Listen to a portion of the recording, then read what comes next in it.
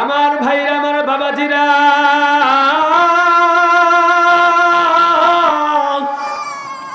আমার পর্দারি ছিল মা গো, আমার যুবক ভাইরা, আজ থেকে আরো দুনিয়ার জমিনে অনেক মানুষ দুনিয়ার জমিনে এসেছিল, আজকে তারা দুনিয়ার থেকে বিদায়।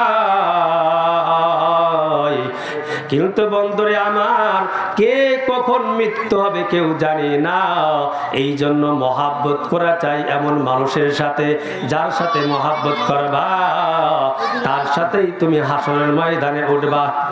আল্লাহর নবীর সাহাবী হযরত আবু বকর রাদিয়াল্লাহু তাআলা আনহু, তিনি বন্ধু বানিয়েছেন মাত্র দুইজনকে। এক নম্বর আমার আল্লাহকে, দুই নম্বর নবী মুহাম্মদুর রাসূলুল্লাহ সাল্লাল্লাহু আলাইহি ওয়াসাল্লামকে তিনি বন্ধু বানিয়েছেন।